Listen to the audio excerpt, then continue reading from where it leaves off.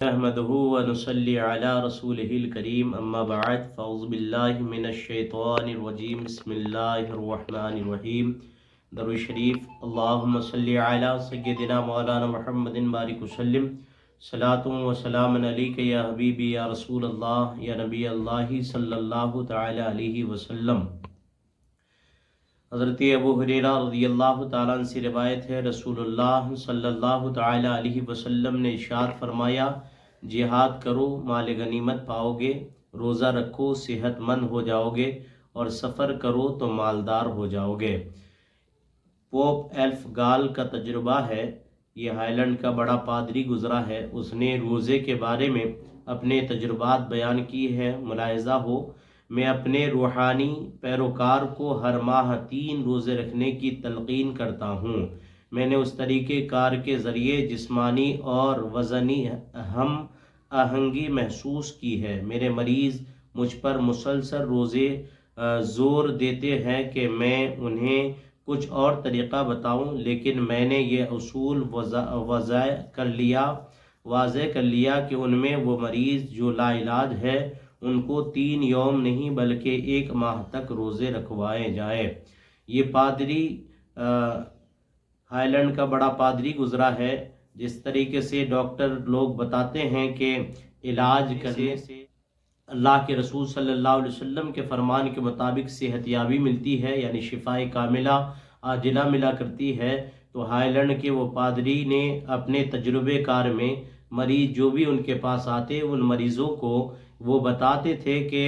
اس طریقے سے 3 روزہ رکھواتے، اور 3 روزہ رکھوانے کے بعد ان کے اندر فرق محسوس کرتے تھے۔ تو جو بڑی بڑی بیماریاں ہیں ان بیماریوں سے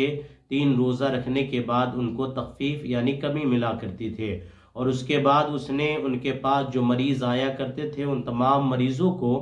وہ پورے مہینے کے روزہ رکھوانے کی کوشش کرتے تھے، یعنی 1 روزہ 2 روزہ 3 روزہ رکھنے کے بعد کچھ کمی ہوتی تھی بیماری میں، اور جو بڑی بیماریاں لے کر ان کے پاس علاج کے لیے آتے تو ان کو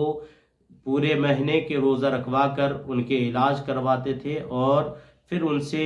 جو مریض ہوا کرتے تھے ان سے پوچھا کرتے تھے کہ اور کوئی بہتر طریقہ بتائیے، تو وہ 3 روزہ کے علاوہ 1 ماہ کے روزہ رکھنے کا صلاح دیا کرتے تھے۔ میرے پیارے آقا علیہ الصلوۃ والسلام کے پیارے دیوانوں، عیسائی لوگ روزے کے طبی فائدے کے طرف متوجہ ہوئے، اور جب اس کے تہ تک پہنچے تو حکمت اسلام کے جلوے ان کو نظر آنے لگے، اور انہوں نے اس پر عمل کر کے فائدہ حاصل کیا۔ معلوم ہوا کہ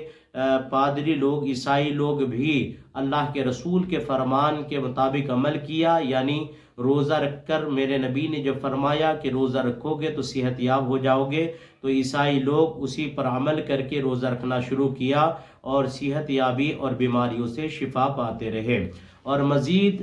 فائدہ حاصل کر رہے ہیں۔ اللہ عزوجل کا کتنا بڑا کرم ہے کہ اس نے ہم سب کو روزے کی توفیق عطا فرمائی، اور ہم کو روزے کے ذریعے جسمانی، روحانی اور اخروی فائدے سے بھی مالا مال فرمایا۔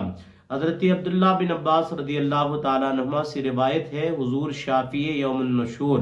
صلی اللہ علیہ وسلم نے ارشاد فرمایا، جس نے مکہ میں رمضان پایا اور روزے رکھا، وہ رات میں جتنا ہو سکا قیام کیا، نوافل پڑھا، نفل نماز پڑھے، تو اللہ تبارک و تعالیٰ اس کے لیے دوسری جگہ کے بنسبت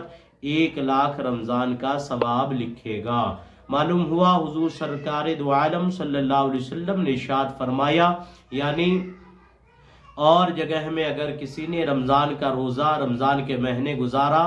اور کسی نے مکہ مکرمہ میں جس کی قسمت میں اللہ تعالیٰ نے لکھ دی ہے وہ مکہ مکرمہ میں پہنچا اور پہنچ کر رمضان کے مہینہ گزارا، تو اللہ تبارک و تعالیٰ اپنے کرم سے اپنے حبیب کے صدقے میں رمضان مکے میں گزارنے والے کو 1 لاکھ رمضان گزارنے کا ثواب عطا فرماتا ہے۔ یعنی گویا معلوم یہ ہوا کہ اگر کسی نے مکہ مکرمہ میں حرمین شریفین میں 1 نیکی کیا تو وہ 1 نیکی کا ثواب 1 لاکھ نیکی کرنے کا ثواب اللہ تعالیٰ انہیں عطا فرماتا ہے۔ معلوم ہوا کہ 1 غلام آزاد کرنے کا ثواب بھی اللہ تعالیٰ عطا فرماتا ہے، اور ہر روز جہاد میں